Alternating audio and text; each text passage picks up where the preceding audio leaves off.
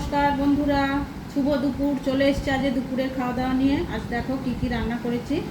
আজকে ভর্তা বেশি, বেগুন আলু ভর্তা, ডাল ভর্তা আর শাক উচ্ছে আর শাক দিয়ে একটা তরকারি আর ডিম ভাজা, কাঁচা পেঁয়াজ।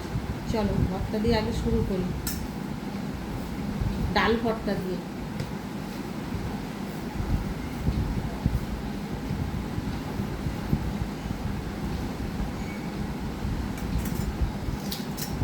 সঙ্গে কাঁচা পেঁয়াজ, লঙ্কা আজকে আর খাবো না।